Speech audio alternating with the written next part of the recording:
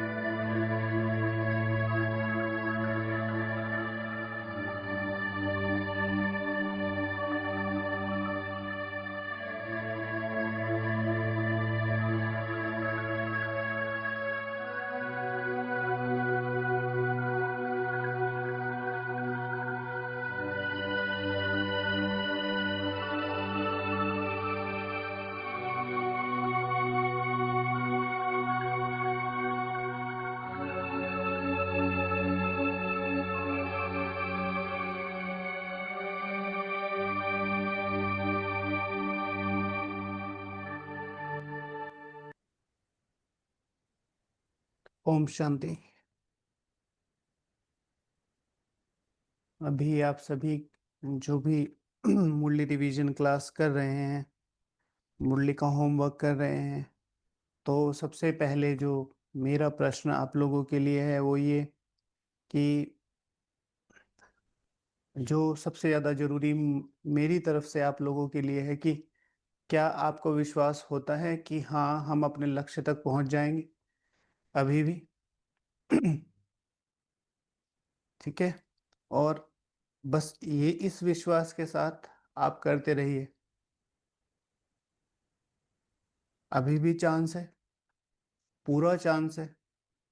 और शिव भगवान वाचे, संगम युग को वरदान है हर संकल्प पूरा होने का। सिर्फ एक ही चीज जो मुख्य हम लोगों को ध्यान देनी है वो ये, हिम्मत, हिम्मत, निश्चय जो कि अभी आपने बताया, और भावना। अपनी पूरी ताकत लगा देंगे, उसके बाद सारा काम बाबा पर है। और बाबा ने ये प्रॉमिस किया है, इसीलिए बाबा रोज रोज रोज रोज मुरली में विशेष इन बातों को लेकर आते हैं। बाबा से सुनते हैं, फिर उसमें से निकालेंगे। मीठे बच्चे, मीठे बच्चे, देह अभिमान छोड़ देही अभिमानी बनो। देही अभिमानियों को ही ईश्वरीय संप्रदाय कहा जाता है। कल किया ये योग, किया ये योग, आज बाबा याद कर रहे हैं। ठीक है, आत्मा वाला अभ्यास किया, नेक्स्ट डे आया। ठीक है ना? और देही अभिमानी वाला आया, नेक्स्ट डे आया। फिर कल आत्मा वाला अभ्यास किया विशेष, आज बाबा याद कर रहे हैं। तो ईश्वरीय संप्रदाय किसे कहा जाता है? जो अपनी देही के भान में रहता है। मैं कौन कौन हूं? देही, कौन सी देही? ओके। प्रश्न है, तुम बच्चे अभी जो सत्संग करते हो या दूसरे सत्संगों से निराला है? कैसे कैसे निराला है भाई, बताओ। अपना अपना एक एक विचार बताइए, सब लोग आंसर कीजिए। मुरली रिवीजन क्लास जो भी करते हैं, अगर विशेष कोई कार्य इतना इम्पोर्टेंट नहीं है, जैसे आप कुछ कर रहे हैं, तो कम से कम उसे लिख लीजिए, 1 मिनट, है ना? पढ़ाई है, ओके। और सत्संगों में पढ़ाई नहीं होती, और सत्संगों में कथाएं होती हैं, यहाँ पर पढ़ाई हो रही है। लिखना जरूर शुरू करें। मैंने अब कल शाम को भी डिस्कशन में बताया, वहाँ लक्ष्य नहीं है, यहाँ लक्ष्य है। ओके। मैंने कल शाम को डिस्कशन में भी बताया, कितने लोग अभी मिलने वाले आते हैं, रोज कोई ना कोई चार पांच आते रहते हैं। हम आपको सुनते हैं, हम आपको सुनते हैं, बहुत अच्छा सुनाते हैं। और मेरा पहला क्वेश्चन ये होता है, होमवर्क किया? नहीं। आप कुछ दिनों बाद छोड़ देंगे, मैं सच बताता हूँ, आप छोड़ देंगे। जैसे और लोगों का थोड़ा नया नया सही लगता है, ऐसे ये भी नया नया सही लग रहा है। अगर होमवर्क नहीं करेंगे तो प्राप्ति नहीं होगी, और प्राप्ति नहीं होगी तो औरों का 10 दिन चलेगा, ये 20 दिन चल जाएगा, लेकिन आपको, आप छोड़ देंगे इसको भी। और किसी ने ठीक से होमवर्क किया हो ना, तो पूरे दिन का आधा घंटा भी एक्स्ट्रा नहीं लगता, क्योंकि सारी प्रोसेस श्रीमत अनुसार आप करते ही हैं। अमृत वेला आप करते हो, उसके लिए संकल्प देते हैं। योग आप करते हैं, योग के लिए संकल्प देते हैं। लिखने का होमवर्क होता है बस आधा घंटे का मैक्सिमम, वो आप दे सकते हैं। ठीक है, होमवर्क नहीं करते, बस आपको करते हैं ना, आपको सुनते हैं, सुनने से कुछ नहीं होगा, करना है तो करना है। तो सबके आंसर बहुत अच्छे अच्छे हैं ना। यहाँ पर प्रैक्टिकल होमवर्क होता है, वहां पर कोई प्रैक्टिकल होमवर्क नहीं होता। यहाँ पर लक्ष्य है, वहां पर लक्ष्य नहीं होता। यहाँ पर प्राप्तियां हैं, वहां पर भी प्राप्तियां हैं। यहाँ पर बेहद की प्राप्तियों का मार्ग है, ऐसे कहेंगे। ठीक है ना। वहां पर लक्ष्य के साथ ज्ञान नहीं है। ओके, लोग भगवान को ढूंढ रहे हैं, वो हमें, यहाँ पर भगवान स्वयं पढ़ा रहे हैं, वहां पर मनुष्य आत्माएं पढ़ाती हैं। तो शिव भगवानुवाच, यही एक सत्संग है जिसमें तुम आत्मा और परमात्मा का ज्ञान सुनते हो। यह पढ़ाई होती है। अंडरलाइन करो जो पहला प्रश्न पूछा कि निश्चय है कि नहीं, यह पढ़ाई होती है। एम ऑब्जेक्ट भी सामने है। अगर आज भी बाबा हमें एम ऑब्जेक्ट सामने दिखा रहा है, इज इक्वल्स टू वो प्राप्त किया जा सकता है। जो लोग ये कहते हैं कि अभी वो सर्वोच्च माला में और सर्वोच्च सेक्शन में नहीं आया जा सकता, या सर्वोच्च प्राप्तियां वो जो है उसमें दादियां और दादाएं फिक्स हो गए, हम मानते हैं कि भाई कोई अच्छा पढ़ता है तो उसको कंसिडर किया जा सकता है, लेकिन रिजल्ट आउट हम नहीं कर सकते। और अगर रिजल्ट आउट हो गई है, चलो आप कहते हैं, तो फिर ये शब्द निकाल दो ना भाई। एम ऑब्जेक्ट सामने खड़ी है, अब ये मत लिखो, इसमें लिखो एम ऑब्जेक्ट के बाद जो माला है वो सामने खड़ी है, क्योंकि एम ऑब्जेक्ट तो पूरा हो गया। जो सेकंड क्लास और थर्ड क्लास है वो सामने खड़ी है, ऐसे बोलो ना। यानी कि भगवान नहीं चाहता है, ठीक है, किसी के साथ अनफेयर हो, तो अंत तक वो निश्चय। फिर उसके बाद दूसरे सत्संगों में ना पढ़ाई होती है ना कोई एम ऑब्जेक्ट होती है। ओम शांति। रूहानी बच्चों प्रति रूहानी बाप समझा रहे हैं। रूहानी बच्चे सुन रहे हैं, अंडरलाइन। रूहानी बच्चे सुन रहे हैं। एक सेकंड के लिए आंख बंद करो। भ्रकुटी के बीच इस सर्वोच्च शक्तिशाली शरीर में, पुरुषार्थी शरीर में, मैं आत्मा, रूहानी बाप की रूहानी संतान, अपने इन शक्तिशाली सोने के कानों द्वारा सुन रही हूं।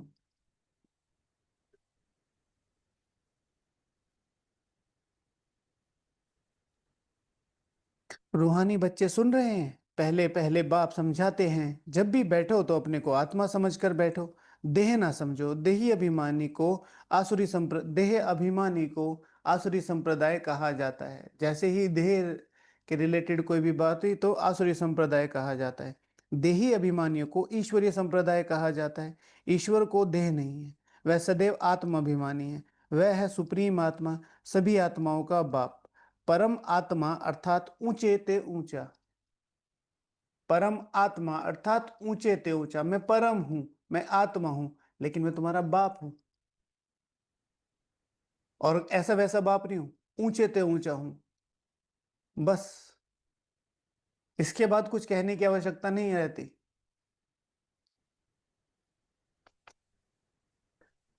पापा पापा आज मैं स्कूल में गया, उसके पास ये था, उसके पास ये था, उसके पास ये था। और हम क्या करेंगे फिर? हम ले सकते हैं इन चीजों को, मैं तेरा बाप हूं ना। पीछे से बस एक आवाज, मैं तेरा बाप हूं, इतना कहना, अच्छा अच्छा ठीक है समझ गया। परम आत्मा अर्थात ऊंचे ते ऊंचा। मनुष्य जब ऊंचते ऊंच भगवान मनुष्य जब ऊंचे ते ऊंचा भगवान कहते हैं तो बुद्धि में आता है वह निराकार लिंग रूप है। निराकार लिंग की पूजा होती है। वह है परमात्मा, यानी सभी आत्माओं से ऊंच। वह है परमात्मा, सभी आत्माओं से ऊंच। परम आत्मा सभी आत्माओं से ऊंच। हाँ, हिंदू धर्म में सबसे ज्यादा किसको माना जाता है? शिव जी को। निराकार है, ज्योतिर्लिंगो है। तो ज्योति का लिंग, उस निराकार परमात्मा के संस्कार हम इसके द्वारा आपको बताना चाहते हैं।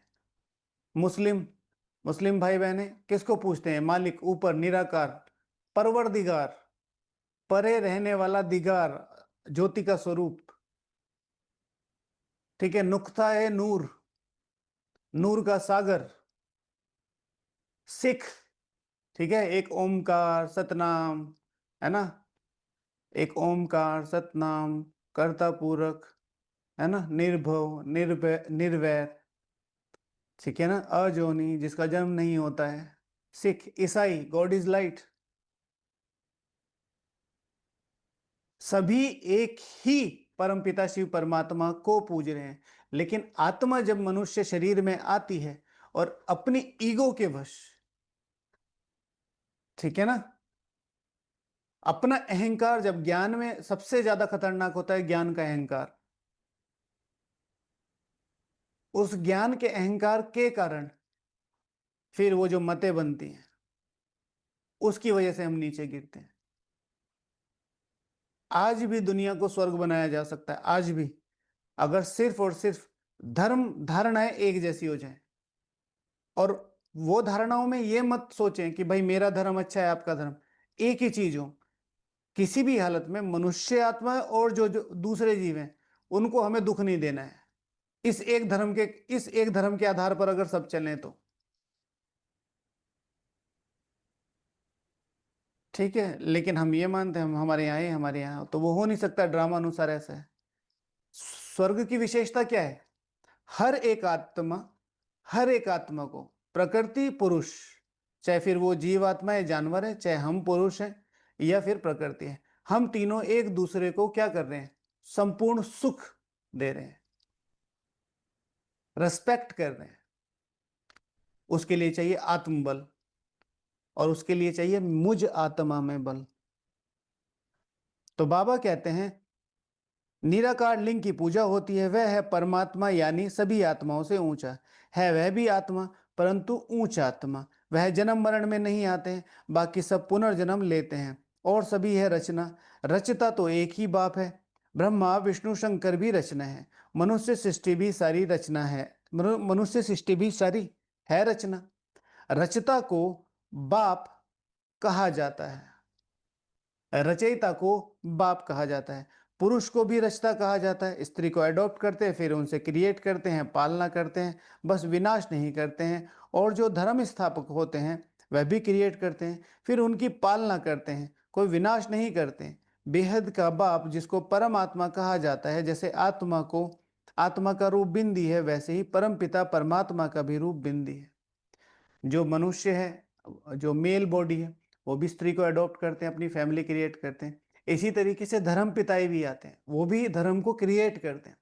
लेकिन एक बाबा ही है, ठीक है ना, कि स्थापन करके साथ ले जाते हैं। तो बाबा कहते हैं परम पिता परमात्मा का भी बिंदु रूप है। बाकी इतना बड़ा लिंग जो बनाते हैं वह सब भक्ति मार्ग में पूजा के कारण है,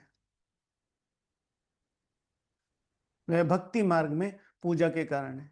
मैं जब शुरू शुरू में आर्ट गैलरी समझाता था तो आपने सबने आर्ट गैलरी देखी है।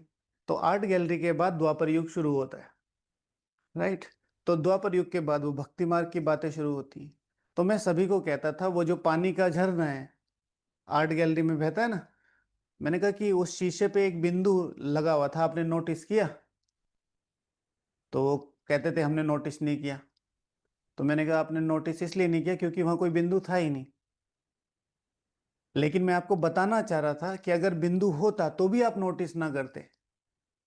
इसीलिए बिंदु को दिखाने के लिए लिंग का प्रयोग किया गया। लिंग माना शक्ति का स्रोत। शिव के संस्कारों वाली जो शक्तियां हैं उसका स्रोत तो कहीं तो दिखाना पड़ेगा, कोई चीज तो कंसीडर करनी पड़ेगी। फिर वो कैसे वर्कआउट करते हैं, कैसे वर्क करती हैं वो चीजें? तो उनके द्वारा जो तीन सहयोगी, स्थापना, पालना और विनाश, तो आत्मा के ही संस्कार हैं वो। जैसे विशेष हमने तीन लक्ष्य बाबा ने दिए, ब्रह्मा समान तपस्या, विष्णु समान लक्ष्य और शंकर समान संपूर्ण देही अभिमानी अवस्था। बट ये मुझ आत्मा की तीनों अवस्थाएं हैं। जब मैं आत्मा ब्रह्मा बाप समान संपूर्ण समर्पण होकर अपनी सर्वोच्च देही अभिमानी स्थिति बनाकर अपनी तपस्या के आधार पर सारी विश्व की आत्माओं और इस विश्व का परिवर्तन करूंगा तो मुझे श्री विष्णु समान लक्ष्य मिल जाएगा, क्रिएशन।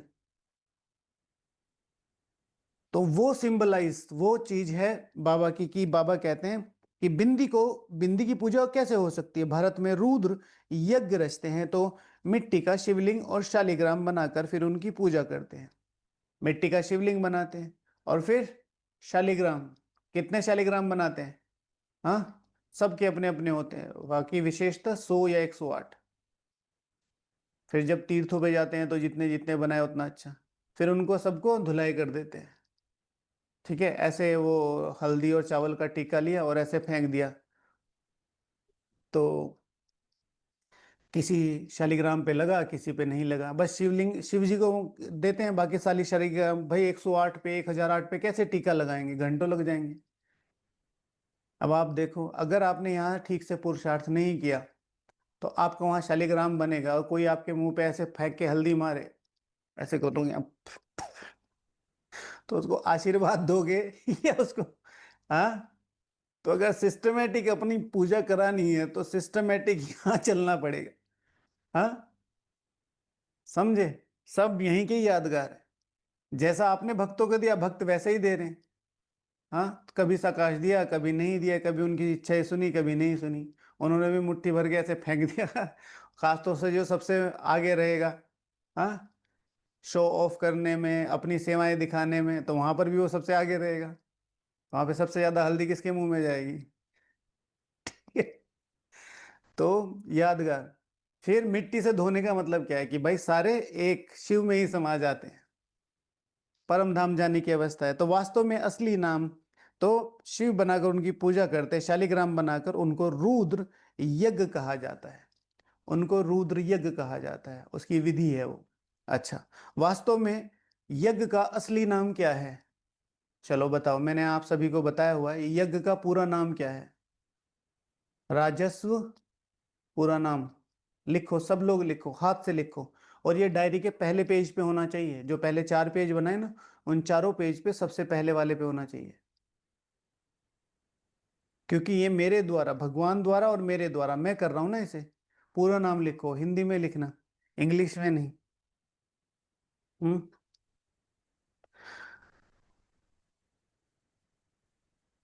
पूरा नाम लिखो, सब लोग लिखो। और जिसका भी गलत हुआ, आज वो 25 बार लिखेगा इसे। यूट्यूब वाले भाई बहने भी लिखेंगे और ये। अच्छा सुनो, अब सबने लिख लिया? सबने लिख लिया? अब जिसका पूरा नहीं हुआ, जिसका सही नहीं हुआ, कम से कम 25 बार, 25 बार लिख के पोस्ट करना है। नहीं तो कल क्लास में नॉट अलाउड। जिस स्कूल में पढ़ रहे हो उसका नाम ही याद नहीं है। हमारे यहाँ बच्चे होते ना सरकारी स्कूल में, तो कौन से स्कूल में? नंबर 2 में। सुना है आपने कभी? भाई सरकारी स्कूलों के राजकीय विद्यालय नंबर 2 नंबर 3 ऐसे होते हैं ना, तो पूरा नहीं बोलते, वो कहते हैं नंबर 2 में, नंबर 3 में।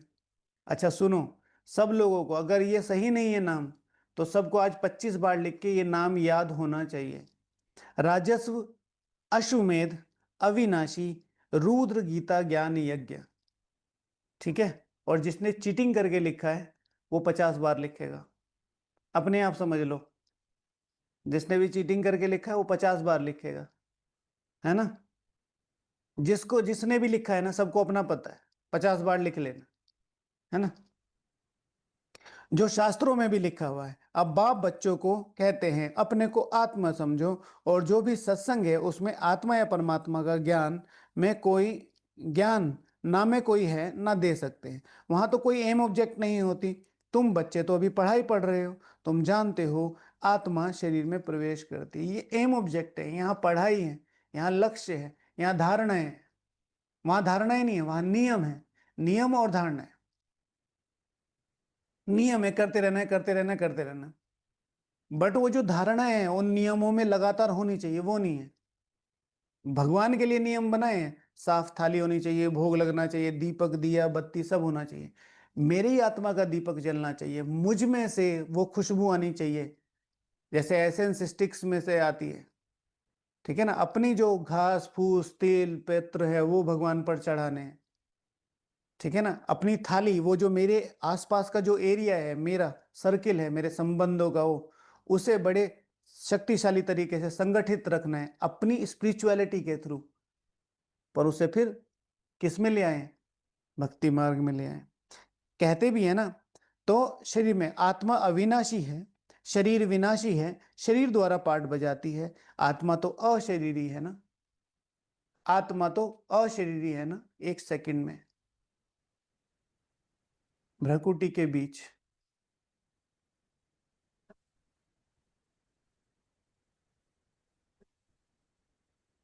परमात्मा से आती हुई शक्तिशाली किरणें मुझ आत्मा पर, ये शक्तियां पूरे शरीर में, और धीरे धीरे धीरे ये शरीर इस वायुमंडल में घुल गया है।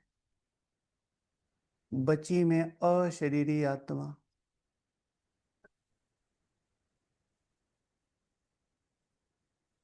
स्वतंत्र सत्ता, सर्वोच्च शक्तिशाली अशरीरी आत्मा।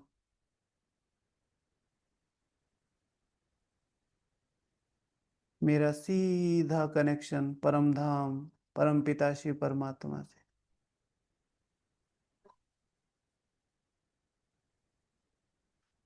ओके, तो आत्मा अविनाशी है, शरीर विनाशी है, शरीर द्वारा पाठ बजाती है। आत्मा तो अशरीरी है ना, तो आज अशरीरी वाला योग करना है बार बार। पहले ही मैं आत्मा, मेरा एक सीधा कनेक्शन परमात्मा से, वहां से सर्व शक्तियां आती हैं। सर्व शक्तियां इस पूरे शरीर को धीरे से, नीचे से पैरों से लेके ऊपर तक, जैसे ये फुल होती है एकदम से ये शरीर ऐसे खुल जाता है पूरा। पांचों तत्वों में मिल गए, बची में स्वतंत्र सत्ता, छठा तत्व क्लियर दिखना चाहिए। ओके, इस पर योग करना आधा घंटा। आधा घंटा गुरु पूर्णिमा पर योग करना है, वो शुरू में बताया। दूसरा ये आधा घंटा अशरीरी पे योग करना है। कहते भी हैं नंगे आए थे नंगे जाना है, कहते भी हैं नंगे आए थे नंगे जाना है। नंगा माना न अंगे, बिना अंगों के हम आए थे परम धाम से। मैं आत्मा जब आई थी तो मेरे पास ये कर्मेंद्रियां नहीं थी, बिना कर्मेंद्रियों के अब वापस जाना है। तो कमाई किस में है? मुझ आत्मा के संस्कारों में, मुझ आत्मा के पुरुषार्थ में। तो शरीर धारण किया, फिर शरीर छोड़कर नंगे जाना है, बिना अंगों के जाना है। ये शरीर यहीं रह जाएगा। ये बाप तुम बच्चों को ही बैठ समझाते हैं, यह भी बच्चे जानते हैं भारत में सतयुग था तो देवी देवताओं का राज्य था, एक ही धर्म था। यह भी बाप बच्चे जानते हैं। अब मैं बच्चों को क्यों समझा रहा हूं? क्योंकि ये तुम्हारी राजधानी थी। क्या? भारत में सतयुग था, अब वो सतयुग नहीं है। तो देवी देवताओं का राज्य था, तो वो एक ही धारणा है, एक ही धर्म था। आदि सनातन देवी देवता धर्म एक ही धर्म था, यानी कि एक ही धारणाओं वाली दुनिया थी। यह ही भारतवासी नहीं जानते। बाप को जिसने नहीं जाना उसने कुछ नहीं जाना। बाप को जिसने नहीं जाना उसने कुछ नहीं जाना। प्राचीन ऋषि मुनि भी कहते थे हम रचता और रचना को नहीं जानते। प्राचीन ऋषि मुनि भी कहते थे हम रचता और रचना को नहीं जानते। रचयिता कौन है? उसकी रचना क्या है? शरीर तो दिखाई देते हैं, इन एक्चुअल आत्मा क्या सोर्स है, कैसे काम करती है, कैसे एक्टिव होती है, कैसे वो पुण्य कर्म करने की उसमें ताकत आती है, कैसे दुर्गुण करने की उसमें गिरावट आती है, हम नहीं जानते। रचयिता है बेहद का बाप, वही रचना के आदि मध्य अंत को जानते हैं। अब रचयिता कौन है? शिव बाबा। रचना कौन है? मैं आत्मा। तो रचयिता है बेहद का बाप। And what is the definition of बेहद? बताई थी आप सभी को बेहद की definition. What is the definition of बेहद? मेरा परम लक्ष्य। ठीक है, तो रचयिता है परम लक्ष्य देने वाला, परम लक्ष्य प्राप्त कराने वाला बाप। वही रचना के आदि मध्य अंत को जानते हैं। आदि कहा जाता है शुरू को, मध्य बीच को। आदि है सतयुग, जिसको दिन कहा जाता है, फिर मध्य से अंत तक है रात। दिन है सतयुग त्रेता। स्वर्ग है वंडर ऑफ द वर्ल्ड। समझे? स्वर्ग है wonder of the world. Bharat ही स्वर्ग था जिसमें श्री लक्ष्मी श्री नारायण राज्य करते थे। ये भारतवासी नहीं जानते। बाप अभी स्वर्ग की स्थापना कर रहे हैं। समझे भारतवासियों? क्या पूरा पैराग्राफ उठाओ। पहले मैंने तुम्हें बताया कैसे स्थापन होता है, फिर मैं कौन हूं, फिर इसमें होता क्या है। अब लास्ट, बाप अभी बाप अभी स्वर्ग की स्थापना कर रहे हैं। बाबा इशारों में बात करते हैं। बाप किसका? बाप किसका? सपोज टू बी, अगर कोई फादर है, या जैसे यहाँ पर कुछ माताएं बैठी हैं, भाई भी बैठे हैं, जो फादर है, वो हर किसी को कहने लगे, बच्चे मैं तेरा बाप हूं। ठीक है, सड़क पे जाके किसी भी को भी कहने लगे, बाप तुम्हें कहते हैं इधर से मुड़ जाओ, तो उसको कितना गुस्सा आएगा? बाप, अब बाप किसको बोल सकता है? अपने बच्चे को ही बोल सकता है ना। समझ रहे इस लाइन का मतलब? बाप अभी स्वर्ग की स्थापना कर रहे हैं, तो बाबा is directly talking with me. बाबा सीधे सिर्फ मुझसे बात कर रहे हैं। मैं बाप, ये जो पूरी कहानी मैंने तुम्हें बताई है तुम्हारे लिए बताई, मतलब तुम ये प्राप्त कर सकते हो। दोबारा पढ़ दूं। सतयुग जिसको दिन कहा जाता है, फिर मध्य के अंत तक रात है, पूरी कहानी। दिन है सतयुग, त्रेता है, दिन है सतयुग त्रेता, स्वर्ग है वंडर ऑफ द वर्ल्ड। मैं तुम्हें कहानी सुना रहा हूं।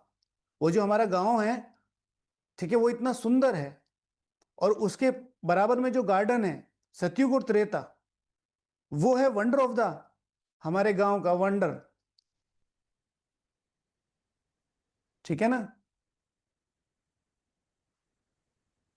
भारत ही स्वर्ग था। वही सबसे अच्छा हमारा घर था, जिसमें श्री लक्ष्मी श्री नारायण राज्य करते थे, जिसमें तुम पहले रहते थे, फिर तुम यहां शहर में आ गए। यह भारतवासी नहीं, अब ये तुम नहीं जानते, मैं तुम्हें बचपन में उठा लाया था। अब बाप अभी स्वर्ग की स्थापना कर रहे हैं, हम फिर से उसे रिनोवेट कर रहे हैं, फिर से नया बना रहे हैं। तो मैं किस लिए बता रहा हूं तुम्हें ये सारी प्रॉपर्टी की बात? क्योंकि ये तुम्हें जाके इस पर करना है राज्य। बाप कहते हैं तुम अपने को आत्मा समझो, हम फर्स्ट क्लास आत्मा। तुम अपने को आत्मा समझो। आज इस पर योग कर सकते हैं, मैं फर्स्ट क्लास आत्मा हूं। तीसरा तीसरा होमवर्क, पहला गुरु पूर्णिमा वाला, दूसरा अशरीरी वाला, और तीसरा मैं फर्स्ट क्लास आत्मा हूं। मैं आत्माओं को सुख देने में फर्स्ट क्लास आत्मा हूं। मैं यज्ञ की रिस्पॉन्सिबिलिटी उठाने में फर्स्ट क्लास आत्मा हूं।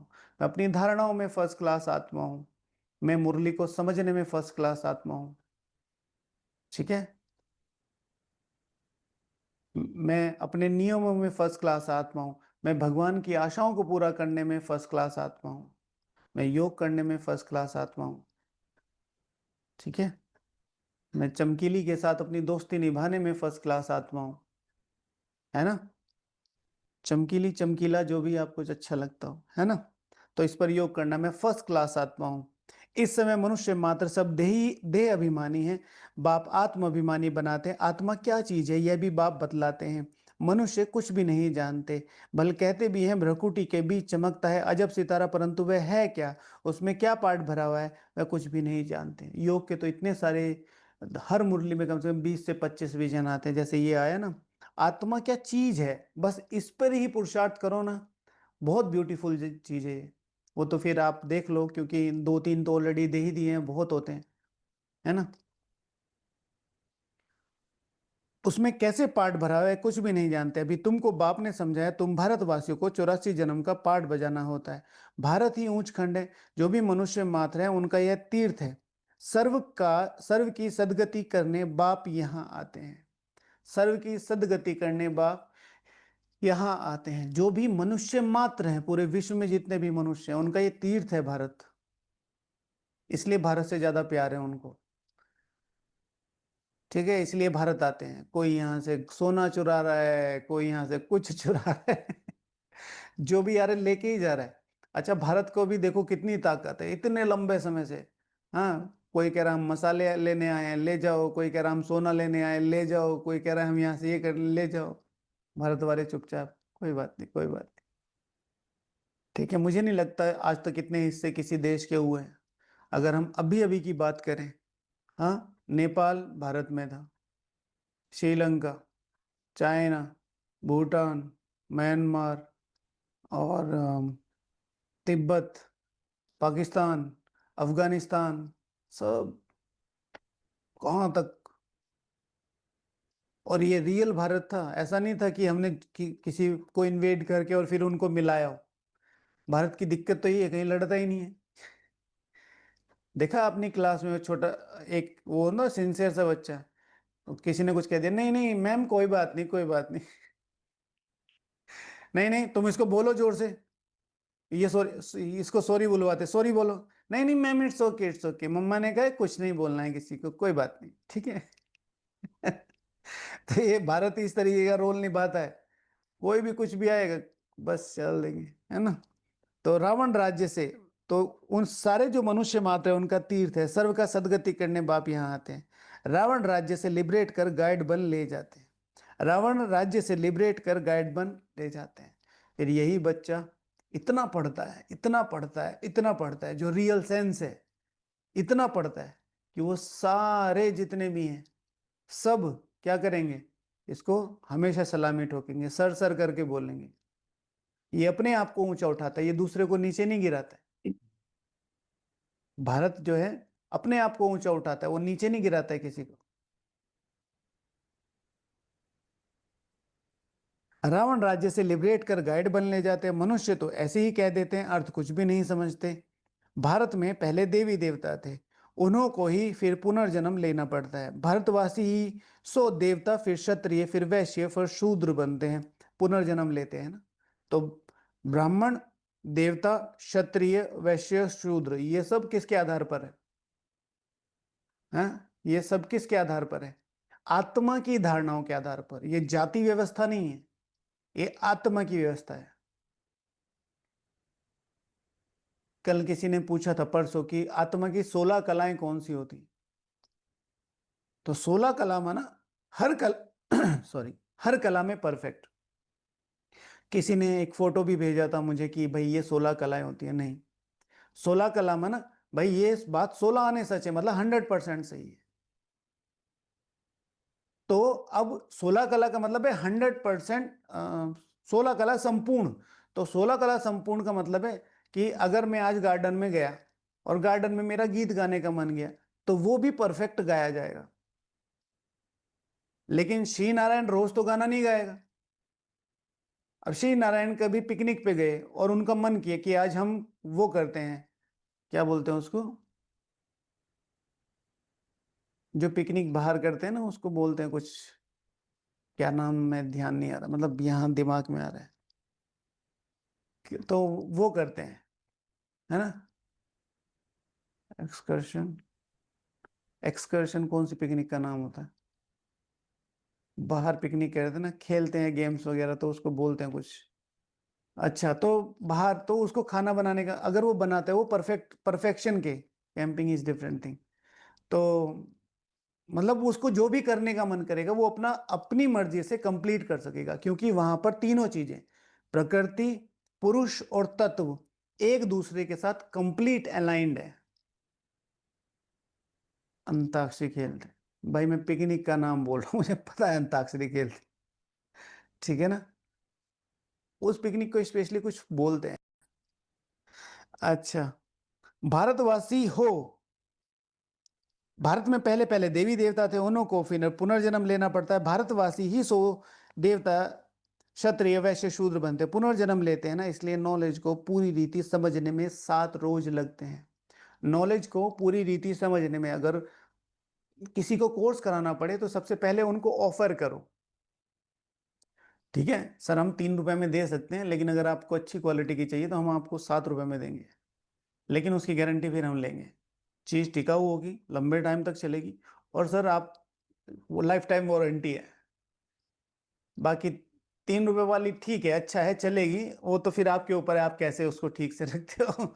और इसी तरीके से जो ब्राह्मण है, अब आपकी नेक्स्ट ट्रिप मधुबन की बहुत ज्यादा शक्तिशाली होनी चाहिए। 7 दिन, 7 दिन, 5 + 2, 7 दिन अपने आप को पूरा भट्टी में तपाओ। 2 भट्टियां होनी चाहिए आपकी, एक साइलेंस, दूसरी योग, बस, गुप्त। हमारी एक माता जी अभी भी मधुबन आई, 10-15 दिन रही, एकदम साइलेंस, कंप्लीट, खूब अच्छे से योग किया। फिर कहती आखिरी दिन, भाई जी मैं आई थी, मैं जा रही हूँ। मैंने कहा बाय, ठीक है, गुप्त। आई, 5 मिनट के लिए मिली, चली गई। खूब तपाओ अपने को, हाँ, कोई सॉल्यूशन है, कुछ चीज चाहिए, कुछ ऐसा है जो मधुबन से आपको सेलिब्रेशन चाहिए, बिल्कुल बोलो। ठीक है, एकदम एक, वैसे तो वो शांति वन में थे, खूब अच्छे से। ये अगले 7 दिन आपके चेंजिंग, पूरा चेंज करना है। तो 7 रोज पतित बुद्धि को पावन बनाना है। पतित बुद्धि को पावन बनाना है, तो ये टॉपिक है। पतित बुद्धि को पावन बनाने के लिए कौन कौन से पुरुषार्थ करने हैं। यह श्री लक्ष्मी श्री नारायण पावन दुनिया में राज्य करते थे ना, उन्हों का ही राज्य भारत में था, और कोई धर्म नहीं था, एक ही राज्य था। भारत कितना सॉल्वेंट था, हीरे जवाहरातों के महल थे, फिर रावण राज्य में पुजारी बने, फिर भक्ति मार्ग में यह मंदिर आदि बनाए। सोमनाथ का मंदिर था ना, एक मंदिर तो नहीं होगा, यहाँ भी शिव के मंदिर में इतने हीरे जवाहरात थे, तो मोहम्मद गजनवी ऊंट भर कर ले गया। ठीक है, वो तो अब की बात है, जब सिर्फ मंदिर थे, तब तो हमारे महल वगैरह कुछ भी नहीं थे। इतने माल थे, ऊंट तो क्या, कोई लाखों ऊंट ले आए तो भी भर ना सके। अब ये देखो, ये एक, आप इससे अनुमान लगा सकते हैं, ऊंट तो क्या, लाखों ऊंट भी ले आए, लाखों ऊंट, तो भी ले जा ना सके। क्या लेविश लाइफ होगी। है ना। देखा कभी श्री नारायण जी कभी आपके घर में आ गए, ठीक है, तो वो श्री नारायण जी सेकंड, क्या हाल है, अरे सर क्या हाल है, अच्छा आपका घर, जहां तक नजर जा रही है सब अपना ही है ना। इतने माल थे, ऊंट तो क्या, लाखों ऊंट ले आए तो भी भर कर ना जा सके। सतयुग में सोने हीरे जवाहरात के तो अनेक महल थे, मोहम्मद गजनवी तो अभी आया है। द्वापर में भी कितने महल आदि होते हैं, वह फिर अर्थक्वेक में अंदर चले जाते हैं। रावण की कोई सोने की लंका होती नहीं है, रावण राज्य में तो भारत का यह हाल हो जाता है। 100% इरिलीजियस, अनराइटियस, इंसॉल्वेंट, पतित, विशेष नई दुनिया को कहा जाता है वाइसलेस। 100% इरिलीजियस, अधार्मिक, कोई धारणा नहीं बची है, भगवान के प्रति भावना है, धारणाएं नहीं है। 100% अनराइटियस, ठीक है, कोई भी बात राइटियस, राइट तरीके से बोलेंगे ही नहीं। इंसॉल्वेंट, कंगाल, पैसे हैं लेकिन पैसों की वैल्यू नहीं है, पैसों की डिग्निटी नहीं है, कंगाल। पतित, विशेष नई दुनिया को कहा जाता है वाइसलेस। भारत शिवालय था, जिसको वंडर ऑफ द वर्ल्ड कहा जाता है। बहुत थोड़े मनुष्य हैं, अभी तो करोड़ों मनुष्य हैं, विचार करना चाहिए। अभी तुम बच्चों के लिए यह पुरुषोत्तम संगम युग है, जबकि बाप तुमको पुरुषोत्तम पारस बुद्धि बना रहे हैं। आज की मुरली है, मेरे लिए यह संबोधन है। अभी तुम बच्चों के लिए यह पुरुषोत्तम संगम युग है, जबकि बाप तुमको पुरुषोत्तम पारस बुद्धि बना रहे हैं। पुरुषों में सर्वोत्तम बनाने के लिए, उत्तम से उत्तम सर्वोत्तम बनाने के लिए पारस बुद्धि, उसके लिए बुद्धि की आवश्यकता है, वो यहां पर वर्कआउट करना है, उस बुद्धि पर। इंसॉल्वेंट बताया तो है, कंगाल। इंसॉल्वेंट माना कंगाल, जीरो, बैंकरप्ट, कोई पैसे नहीं। बाप मनुष्य से देवता बनने की तुम्हें सुमत देते हैं, बाप की मत के लिए ही गाया जाता है, तुम्हारी गत मत न्यारी। शिव बाबा के लिए ही कहा जाता है, तुम्हारी गत मत न्यारी, तुम्हारी सदगति देने की जो मत है वो एकदम नियारी है। लोग क्या सोचते हैं, मैं ऐसे हाथ करूंगा और ये अपना पैर यहाँ घुटने के बराबर में लगाऊं, और फिर ओम नमः शिवाय, और फिर सालों तक करता रहूंगा, फिर ब्रह्मा जी आएंगे, शिव बाबा तब भी नहीं आएंगे, ब्रह्मा जी, ठीक है, उनके एजेंट। हाँ बोलो क्या वरदान चाहिए, कि नहीं शिव बाबा से ही मिलना है, कि नहीं नहीं मैं हूं जो बताओ। तो क्या, अच्छा चलो आए, फिर पता नहीं कितने सालों के लिए, अच्छा मुझे ये वरदान, एक वरदान दे के चले जाते हैं। ऐसे सोचते हैं ना लोग, और यहां पर आराम से बैठे, रोज वरदान मिल रहे, बस आके बैठ जाओ, बैठने में ही कमाई हो रही है। तो गति, सदगति देने की मत कितनी प्यारी है। इसका भी अर्थ कोई नहीं जानते, बाप समझते हैं। मैं ऐसी श्रेष्ठ मत देता हूं, बाप समझाते हैं, मैं ऐसी श्रेष्ठ मत देता हूं जो तुम देवी देवता बन जाते हो। अब कलयुग पूरा होता है, पुरानी दुनिया का विनाश सामने खड़ा है, मनुष्य बिल्कुल घोर अंधियारे में कुंभकर्ण की नींद में सोए पड़े हैं, क्योंकि कहते हैं शास्त्रों में लिखा हुआ है कलयुग तो अभी बच्चा है। कुंभकर्ण, ठीक है, जिसके कान और विशेष पेट या बुद्धि खाली हो, ठीक है ना, खाली बुद्धि के अभिमान में, खाली बुद्धि का मतलब क्या है? बुद्धि में कोई भी दैवी धारणाएं नहीं है, लेकिन जो हमारी आसपास की चीजें, कुछ पैसा हुआ, कोई धन हुआ, कोई संपत्ति हुई, इनको समझता है ना व्यक्ति, इनको व्यक्ति ही समझता है। तो खाली बुद्धि के अभिमान में सोए पड़े हैं कुंभकर्ण। तो नींद में सोए पड़े हैं, कहते हैं शास्त्रों में लिखा हुआ है कलयुग अभी बच्चा है, 40,000 वर्ष पड़े हैं। 84 लाख योनियां समझने के कारण कल्प की आयु भी लंबी चौड़ी कर दी है, वास्तव में 5,000 वर्ष है। बाप समझाते हैं तुम 84 जन्म लेते हो, ना कि 84 लाख। बेहद का बाप तो इन शास्त्रों आदि को जानते हैं, तब तो कहते हैं ये सब भक्ति मार्ग के हैं। बेहद का बाप बाप सब कुछ जानते हैं। कोई कोई कहते हैं कल्प 84 जन्मों का और 5,000 साल का कैसे हो सकता है? बिल्कुल, आप हमें ये बताओ कि 84 लाख का कैसे हो सकता है? ठीक है, ये तो शास्त्रों ने बताया, ये हमारे बाप ने बताया। ठीक है, फिर उन्होंने कार्बन डेटिंग से निकाला है करोड़ों वर्ष, किसने बताया? उनका साइंटिस्ट ने बताया, ये हमारे बाप ने बताया। भाई जब तुम्हें दूसरों की बात पे इतना निश्चय है, हमें अपने बाप पे अपना निश्चय नहीं हो सकता? और कार्बन डेटिंग कितनी बार रॉन्ग निकली है, और एक दो साल नहीं, हजारों साल का डिफरेंस आया एक कार्बन डेटिंग से दूसरी कार्बन डेटिंग। और पृथ्वी तो वही है ना, सिर्फ विनाश होके पूरा। तो बाबा कहते हैं, बाप समझाते हैं तुम 84 जन्म लेते हो, ना कि 84 लाख। बेहद का बाप तो इन सभी शास्त्रों आदि को जानते हैं, तब तो कहते हैं ये सब भक्ति मार्ग के हैं जो आधा कल्प चलते हैं। इससे कोई मुझे नहीं मिलते। यह भी विचार करने की बात है कि अगर कल्प की आयु लाखों वर्ष दे तो फिर संख्या तो बहुत होनी चाहिए। कल्प की आयु अगर लाखों वर्ष दें, हम सब अभी 30, 40, 50 साल की एज में हैं। ठीक है, 30, 40 साल में कितनी भीड़ हो गई है आपके आसपास के एरिया में? ठीक है, तो फिर लाखों वर्ष हो तो कहाँ से कहाँ तक? हम जिस एरिया में, जहाँ हमारा लोकल शहर है, पहले हम वहां से जब जाते थे तो एक एक पेड़ याद था, यहाँ ये पेड़ होता है, यहाँ मोड़ आएगा यहाँ। अभी पूरे हाईवे वगैरह पूरा कुछ समझ में नहीं आ रहा हम कहाँ पहुंचे हैं।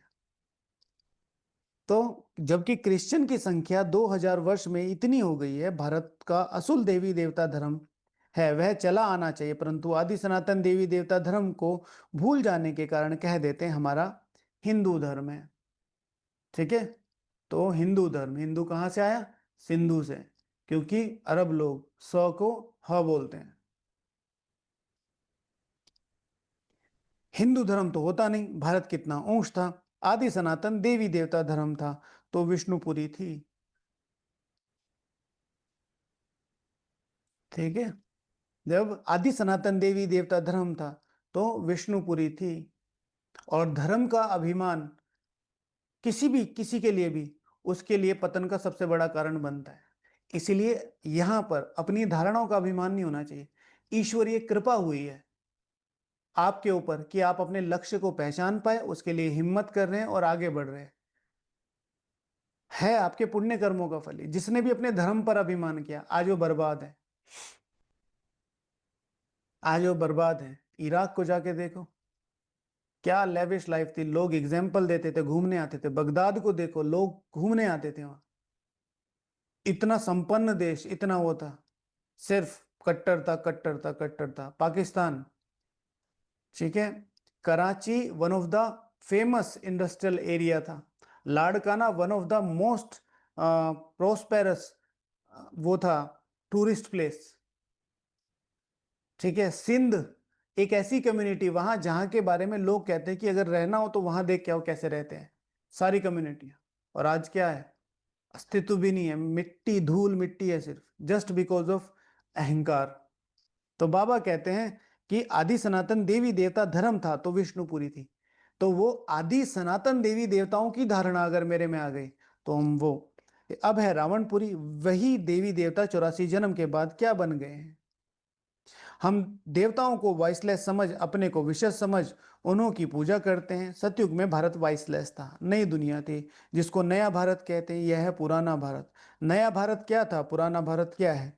नई दुनिया में भारत ही नया था, अब पुरानी दुनिया में भारत भी पुराना है। क्या गति हो गई, क्या हालत हो गई है। लोगों की देखो, आत्माओं की देखो, धारणाओं की देखो, बातों की देखो, खाने की देखो, सब चीजों की क्या गति हो गई है।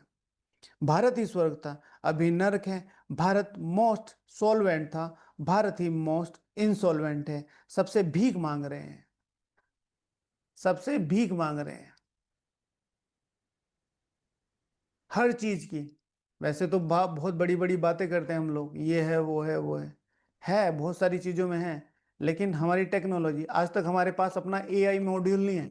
दुनिया ने अपना एआई मॉड्यूल, ठीक है, दुनिया पे कितने अपने एआई मॉड्यूल, एआई को नहीं पता कि कितने एआई बन गए। हमारे पास अपना कोई एआई मॉड्यूल नहीं है, हमारे पास अपना कोई सोशल नेटवर्किंग प्लेटफॉर्म नहीं है। आज अगर उधर वाले बंद कर दें स्विच, हालांकि करेंगे नहीं क्योंकि उनके पास भी बहुत वो है, बहुत बड़ा बिजनेस है भारत, अगर करना चाहे। पर यहाँ फिर ड्रामा अनुसार भ्रष्टाचार इतना हो जाना है कि भगवान को यही वो करना है, रीजन चाहिए ना। नहीं तो भारत के जो माइंड है, जैसे मैंने उस दिन भी बताया, भारत के जो साइंस और भारत की जो डॉक्टर्स हैं, भारत की जो टेक्नोलॉजीज है, भारत के जो वर्कर है, उन्हें सबको वापस बुला लो आप, ठीक है ना। कमर टूट जाएगी अमेरिका की कमर। लेकिन फिर वही है ना, उन लोगों ने इतना कुछ दे रखा है उन लोगों को कि वो क्यों आएंगे यहाँ। यहाँ 100 रुपए कमाओ, 30 रुपए तो सरकार ले जाती। वो एक जोक बना हुआ ना कि भाई तुमने सैलरी दी तो तुमने अपना टैक्स दे दिया, हाँ, तो अब तुम जो बिस्किट खा रहे हो उस पर भी टैक्स दे रहे हो, ये कि हाँ, और जो बिस्किट बना रहा है उसने भी टैक्स दिया है, हाँ। ठीक है, ठीक है। अब फिर आगे जाओ तो कुछ भी चीजें, हर चीज पे, है ना। तो वो वाली चीजें, कल हमारे दो भाइयों ने शरीर छोड़ा, कितनी गलत बात है ये, ठीक है। 15 साल की गाड़ी को आप बंद कर रहे हो, ठीक है, दिल्ली एनसीआर में बंद कर रहे हो ना। 50 साल पुराना तुम फाइटर जेट चला रहे हो, 50 साल, 1970 में वो आए हुए हैं, और तुम उनको सही कर करके चला रहे हो, वो तो तुम्हें दिखाई नहीं दे रहा है। और जब तुमने 15 साल का रोड टैक्स, 20 साल का रोड टैक्स लेते ना, एक साथ रोड टैक्स लेते हैं, पोल्यूशन लेते हैं कि भाई जब तुमने 15 साल की गाड़ियों का तुमने रोड टैक्स ले रखा है, तो तुम 10 साल में कैसे बंद कर सकते हो, हमारे वो पैसे वापस करो। पर बोलने वाला नहीं है कोई। मैं, जब बातें आती है तो थोड़ा दिमाग चलता था, मैंने कहा कि ये तो उधर भी खा रहे हैं इधर भी खा रहे हैं, ठीक है ना। भाई अभी वो फ्री बीज जो होती हैं सबको, ये 3,000 रुपए देंगे, ये 2,000 रुपए देंगे, कहाँ से दे रहे हैं, उनके घर के पैसे हैं, हमारा टैक्स पेयर का पैसा है ना। कन्याओं को देंगे, गरीबों को देंगे, भाई क्यों दे रहे हो, हमसे पूछा तुमने। लेकिन हम लोगों ने क्या उन्हें हक दिया है, हमने वोट दिया ना, गलत वोट डालने का बहुत खतरनाक वो होता है। फाइटर जेट्स खरीदो ना, टेक्नोलॉजीज लाओ ना भाई। एक परिवार में 5-6 बच्चे हैं, 6 बच्चे अगर 3-3 हजार रुपए ला रहे, 18,000 रुपए जिस गरीब के घर में आ रहे फ्री में, वो कुछ करेगा, वो कुछ नहीं करेगा। इस तरीके से बैकबोन पूरी कमजोर होती है। लेकिन हाँ, तो फिर इस तरीके से भ्रष्टाचार गिरता है ना, तो फिर बाबा आते हैं, तो बाबा कहते हैं कि यह तो समझ की बात है, आजकल के देह अभिमानी मनुष्य को थोड़ा पैसा मिला तो समझते हैं हम तो स्वर्ग में बैठे हैं। सुख धाम स्वर्ग को बिल्कुल जानते नहीं, क्योंकि पत्थर बुद्धि हैं। अब उन्हें पारस बुद्धि बनाने के लिए 7 रोज की भट्टी में बैठाओ, क्योंकि पतित है ना। पतित को यहाँ तो बिठा नहीं सकते, यहाँ पावन ही रह सकते हैं, पतित को अलाउ नहीं कर सकते, पतित को। हम्म, ठीक है ना, पतित को अलाउ नहीं कर सकते, इसीलिए इतना ज्यादा नीचे गिर जाते हैं ना। इसीलिए जैसे कल योग में आया, जब ये चीजें सोच रहे थे, थोड़ा किसी का क्वेश्चन भी आया था कि डर लगता है, तो एक ही संकल्प, मैंने कहा बाबा, उस आत्मा ने भी कहा मैंने संतुष्ट तो कर दिया, लेकिन आंसर बताओ। तो एक शब्द में आंसर आया, सब कुछ कल्याण के लिए हो रहा है। ड्रामा इससे बेस्ट बन ही नहीं सकता। मतलब ये जो भ्रष्टाचार है, ये जो गिरावट है, ये जो पतितता है, ये जो क्राइम है, ये कल्याणकारी है। सोचो, कल परसों ही बाबा ने बोला ना, 50-60 जन्म, 84 जन्म होते हैं। 1400 जन्म का मतलब अगर हम 100 साल का भी जन्म लें, हालांकि लास्ट, तो 1400 साल ही तो बचे। कैलकुलेट किया बाद में, आप लोग दिमाग नहीं लगाते ना। भाई हमने 100 जन्म, 14, उधर 60 जन्म लिए, ठीक है, 24 जन्म, तो यानी कि 2,400 साल। अगर 100 ईयर्स का भी जन्म लिया हो, हालांकि लेते नहीं, छोटे छोटे जन्म हो जाते हैं ना, 50-60 की एवरेज आयु हो जाती है। तो मुश्किल से लास्ट के 100 हजार साल भी बहुत मुश्किल से हमारे कोई ऊपर नीचे गए होंगे। तो इतना सुख तो बाबा दे देता है, तो पतित को अलाउ नहीं करते हैं। अभी तुम पुरुषोत्तम संगम युग पर बैठे हो, जानते हो बाबा हमको ऐसा पुरुषोत्तम बनाते हैं। यह सच्ची सत्यनारायण की कथा है। सत्य बाप तुमको नर से श्री नारायण बनाने का राजयोग सिखला रहे हैं। शिव भगवान वाच आज की मुरली में मैं तुमसे बात कर रहा हूं।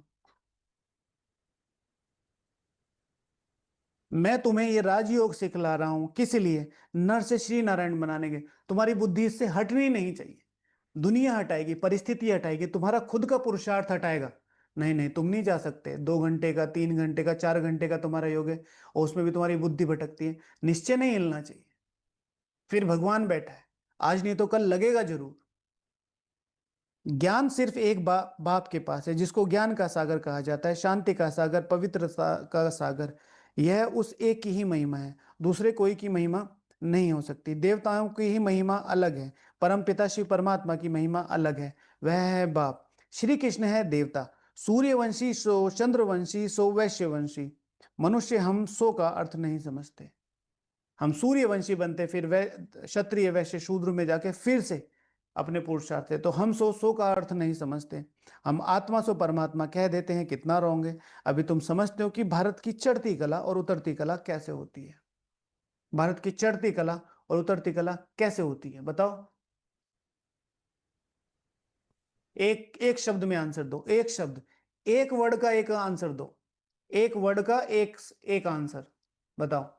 भारत की चढ़ती कला और उतरती कला कैसे होती है? एक शब्द आएगा बस। देह अभिमान।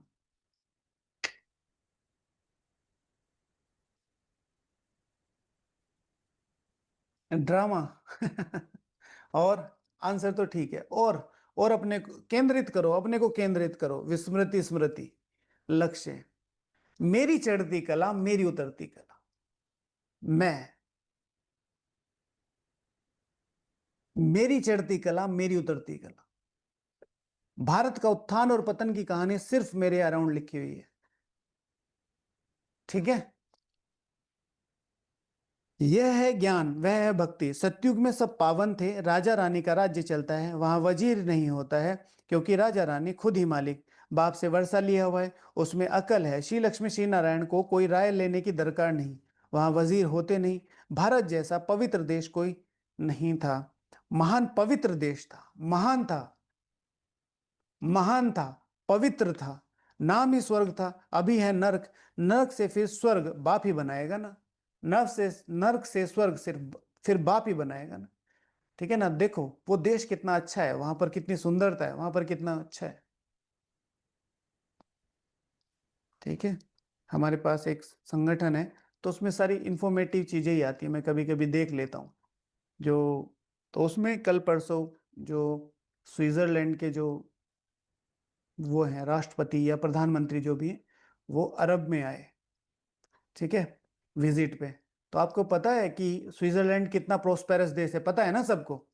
ठीक है? और वो अपनी साधारण वेशभूषा में आए, जैसे वो ट्राइब्स पहनते ना, वैसे वो जो कलरफुल कपड़े जैसे साउथ अफ्रीका वाले पहनते, ऐसे आए। तो अपने कल्चर को जिसने पकड़ के रखा है वो आगे बढ़ेगा ही बढ़ेगा। तो वो हमारा देश था, कितना अच्छा था। अब बाप ही आके नरक को स्वर्ग बनाएगा। अच्छा, मीठे मीठे सिकीले दे बच्चों प्रति माता पिता बाप दादा का याद प्यार और गुड मॉर्निंग। रूहानी बाप की रूहानी बच्चों को नमस्ते। हम रूहानी बच्चों की रूहानी बाप दादा को याद प्यार, गुड मॉर्निंग और नमस्ते। धारणा के लिए मुख्य सार: एक बाप की सुमत पर चलकर मनुष्य से देवता बनना है। इस सुहाने संगम युग पर स्वयं को पुरुषोत्तम पारस बुद्धि बनाना है। पुरुषोत्तम पारस बुद्धि बनाना है। रोज 7 रोज की भट्टी में बैठ पतित बुद्धि को पावन बुद्धि बनाना है। सत्य बाप से सत्यनारायण की सच्ची कथा सुनकर सुन नर से श्री नारायण बनना है। ठीक है? सब लोग ध्यान रखें, जो भी संगठन वाले भाई बहने अभी मधुबन आ रहे हैं, 7 दिन अपने को बहुत, ये 7 दिन अब मुझे चेंज करना है अपने आप को। मोबाइल एक साइड रखो, सबको बता के आओ और यहाँ एकदम लग जाओ शेड्यूल बना के। ये और ये करना है। मधुबन से कोई भी यहां होके जाता है ना, तो बताओ, अपना अनुभव लिखो, कमेंट करो, या आप सुनाना चाहते हैं तो ऑडियो भेजो। ओके? अच्छा, वरदान: हर खजाने को बाप के डायरेक्शन प्रमाण कार्य में लगाने वाले ऑनेस्ट व ईमानदार भाव। ऑनेस्ट अर्थात ईमानदार उसे कहा जाता है जो बाप के प्राप्त खजानों को बाप के डायरेक्शन बिना किसी भी कार्य में नहीं लगाए। कई बार हम खजानों को अच्छे काम में ही लगा लेते हैं, लेकिन पूछते नहीं है, ये भी गलत है। अगर समय, वाणी, कर्म, श्वास व संकल्प परमत या संगदोष में व्यर्थ तरफ गंवाते हो, स्वचिंतन के बजाय परचिंतन करते हो, स्वमान की बजाय किसी भी प्रकार के अभिमान में आते हो, श्रीमत के बदले मनमत के आधार पर चलते हो, तो ऑनेस्ट नहीं कहेंगे।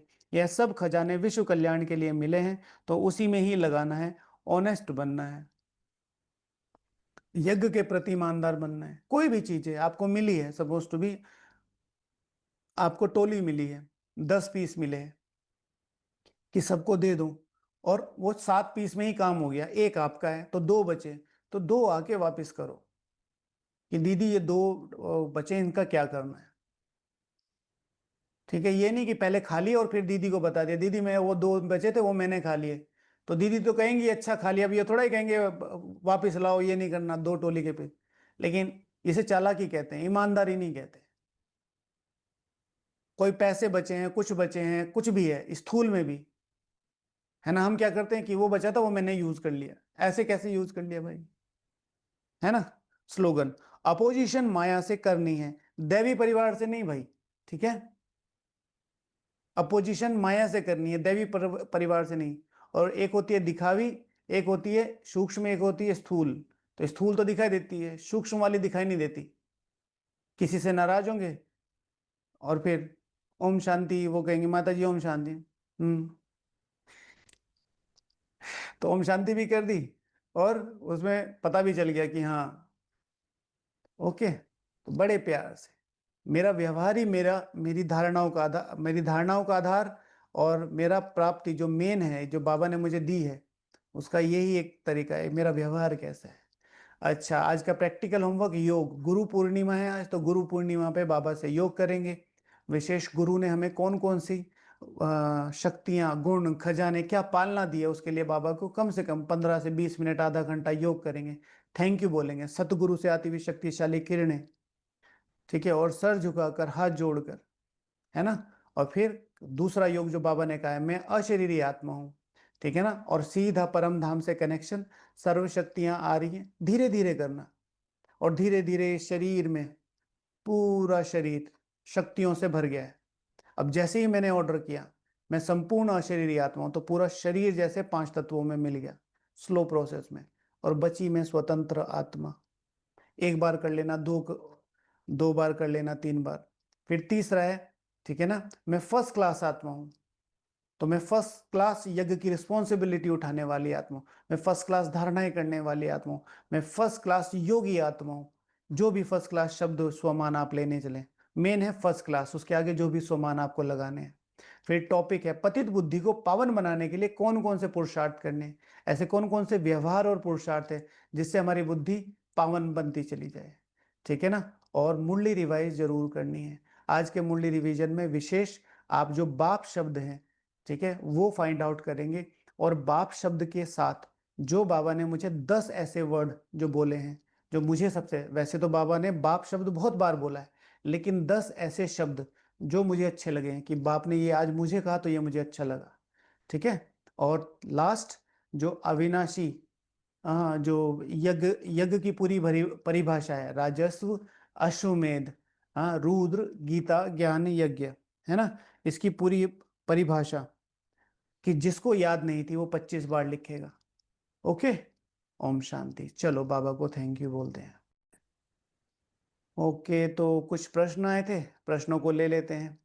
अच्छा, बाबा से रूह रिहान करना भी याद में जोड़ा जाएगा? जोड़ा जाएगा, बिल्कुल जोड़ा जाएगा। आप बाबा से ही तो बात कर रहे हैं, ठीक है, लेकिन हमेशा रूह रिहान ही करते नहीं चले जाना। रूह रिहान योग का फर्स्ट पार्ट है, जिसमें आपका मन एक स्थिरता में जाता है, एक संबंध में जाता है, तो उससे योग लगाना आसान हो जाता है। क्या रात्रि 10 बजे के बाद योग कर सकते हैं? अभी अभी बाबा ने बोला, रात से 10 बजे से लेके 12 बजे तक का, 2 बजे तक का टाइम, हाँ, तो खराब होता है, तो 2 बजे के बाद योग करें। 10 बजे के बाद अगर आपको नींद ना आ रही हो, या कोई तबीयत हो, हाँ, बुढ़ापा ज़्यादा आ रहा हो, तो मुरली पढ़ लें, कोई अनुभवों की किताब पढ़ लें, कोई क्लास सुन लें।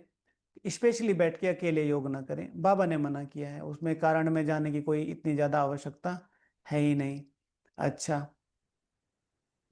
आज थोड़े से ही लेंगे भाई जी। एक बार मुरली सुनने और पॉइंट नोट करने के बाद मुरली दोबारा पढ़ने का मन ही नहीं करता, क्या करें? क्योंकि आपने सीधे एक क्लास सुनकर और यहाँ पर क्वेश्चन डाल दिया है, इसलिए मन नहीं करता। आप थोड़े दिन साथ रहिए, साथ रहते रहते आपको पता चलेगा मुरली में कितना मजा है। ठीक है, तो वो थोड़े दिन आप मुरली रिवीजन क्लास करते रहिए तो आपको थोड़ा सा पता चलेगा। अच्छा, मुझे मुरली चिंतन करना नहीं आता, लेकिन बुद्धि खुलती नहीं है, चिंतन कैसे करें?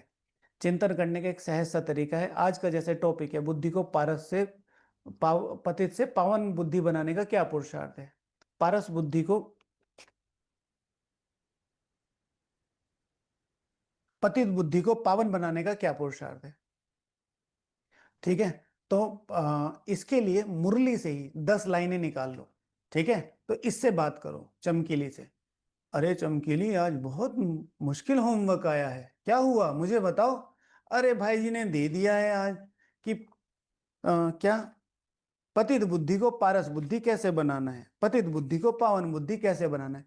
अब मेरा तो दिमाग ही नहीं चलता, मैंने तो क्वेश्चन भी किया था, मुझे तो चिंतन करना नहीं आता, क्या करूं? मेरे सर में दर्द हो गया। चलो मैं तुम्हारी हेल्प करती हूँ। अच्छा कैसे बताओ? अच्छा, पारस बुद्धि पतित, अरे क्या हो गया आज? अच्छा, पतित बुद्धि को पावन बुद्धि कैसे बनाना है? अच्छा, तो ये लो मैं देती हूँ आंसर, ये वाला आंसर है। अच्छा, क्या बनाना है? तो ऐसे उमंग उत्साह का श्रेष्ठ संकल्प दिल में सदा रहे।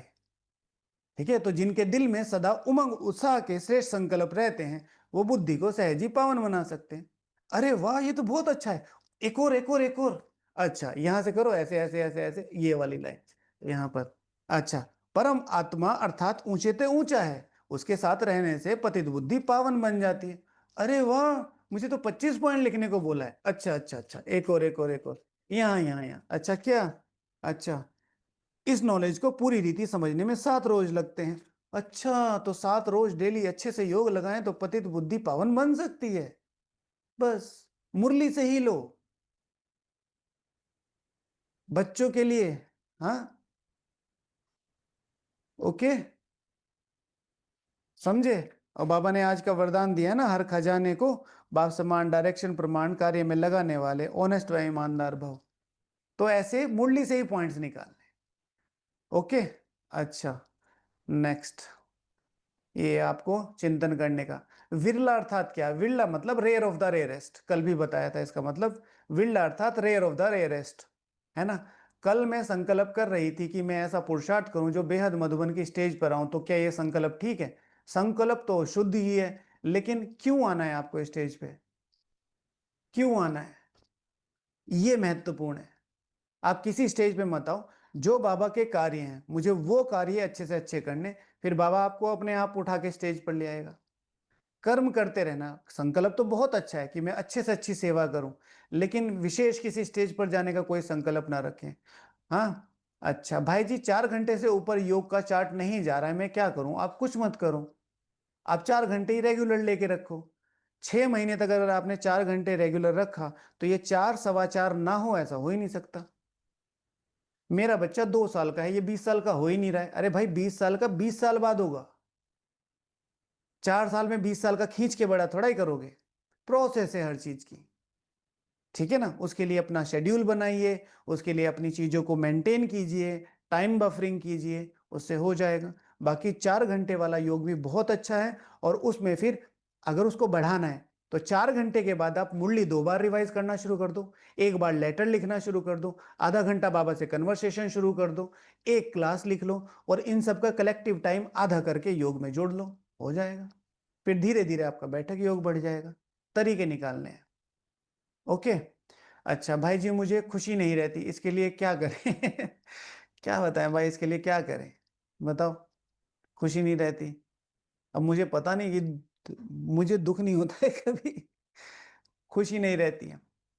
इन एक्चुअल मुरली को ठीक से समझने पे खुशी होगी, बाबा मेरे लिए क्या लाया है, बाबा मेरी किन प्राप्तियों के आधार पर। आप, मुझे नहीं लगता ये क्वेश्चन आपने ज्यादा दिन मुरली सुन के दिया है, कुछ दिन मुरली सुनिए और उसके बाद प्लीज, है ना?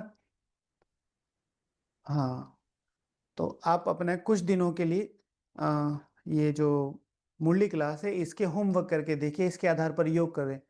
ठीक है ना? तो फिर बताइएगा, अपना एक्सपीरियंस शेयर कीजिएगा, है ना? अच्छा, भाई जी, आप 7 दिन का कोर्स आपसे भाई जी 7 डेज़ का कोर्स आपसे करना है, क्या आप करा सकते हैं? नहीं करा सकते हैं, ये तो आपकी दीदी का काम है। भाई जी, आप 60 डेज़ का कोर्स करवाएँगे तो हम सारे नियम जान जाएँगे और बहुत बड़ी सेवा हो जाएगी, हमें नहीं करनी है। अच्छा, नेक्स्ट क्वेश्चन। अच्छा, मैं बहू के हाथ का बना भोजन खाता हूँ, तो क्या ये सही है? बिल्कुल सही है। क्या करेंगे आप? इतने प्यार से, हाँ, दीदी आई हैं, खाइए, बड़े प्यार से बनाती हैं। कोशिश कीजिए कि उनको जल्दी से जल्दी बाबा का परिचय दें, है ना? बाबा का परिचय देके अगर शुद्ध हाथों से भोजन बनाया हुआ खाएँ तो खाएँ, बाकी कोई विशेष परिस्थिति है तो बाबा मना नहीं करता है ना? डिस्टर्ब करके तो परिवार को आगे नहीं बढ़ना है। बाकी उनको कह सकते हैं कि मैं ब्रह्मा कुमार हूँ और मुझे किस तरीके से, ठीक है? कि मुझे इस तरीके से सात्विक भोजन खाना है, आप बना दीजिए तो ज़रूर आपका ध्यान रखेंगी। मैं 3 बजे उठ जाता हूँ लेकिन मूल वतन में योग नहीं कर पाता हूँ, तो क्या करें? आपका भी वही सेम आंसर है। मूल वतन वाली स्टेज को सिर्फ़ आप अभ्यास करिए, धीरे-धीरे एक दिन बाबा आपकी रस्सी खींच लेगा। ठीक है, जगदीश भाई जी का एग्ज़ाम्पल अभी कुछ दिनों पहले आया था, फिर से डाल देंगे। श्रवण सुनिए, ठीक है? उन्होंने कहा मुझे साक्षात्कार करना है, तो बाबा ने कहा भई ये बाबा कोशिश कर सकता है, करनी तो आपको ही है। तो उसके लिए थोड़ा अभ्यास करेंगे तो वो अपने आप ही वो जो कोर्स प्रैक्टिस है ये एक स्टेज है, इस तक जाने के लिए थोड़ा-सा टाइम लगेगा। स्पेशली ऐसा नहीं है कि मूल वतन में, और मूल वतन की इतनी छोटी-छोटी, अच्छी-अच्छी प्रैक्टिसेज़ बताई हैं। यूट्यूब चैनल पर 1-2 कमेंट्रीज़ भी पड़ी हैं, आप उनको कर सकते हैं। तो उससे आपको सहज हो जाएगा, क्योंकि हमें मूल वतन के बारे में बहुत कम इन्फॉर्मेशन है। आत्माएँ हैं, बाबा रहता हूँ, लेकिन मूल वतन हमारा घर है। वहाँ कितना प्यार से, कितना मज़ा किया जा सकता है ना? ओके, तो ये आज के प्रश्न उत्तर थे, बाकी कल लेंगे। ओम शा अच्छा ठीक है, लास्ट क्वेश्चन घनश्याम भाई का है कि भाई जी ऑफ़िस में बाबा का परिचय सहजता से कैसे दे सकते हैं? अपने व्यवहार से। सबसे पहले वो आपका व्यवहार चेक करते हैं, जितना सहन करेंगे, जितना वहाँ अच्छी तरीके से आप रहेंगे, फिर आप वो देखेंगे कि इतना सादा, इतना अच्छा जीवन ये कैसे जी रहा है, इतने सारे कैओस के बीच में। तो फिर आप वो पूछेंगे कभी आपको, तो फिर आप कोई ना कोई प्रोग्राम रखवाएँगे तो वो करेंगे। चलें, बाबा को थैंक यू बोलते हैं। ओम शांति।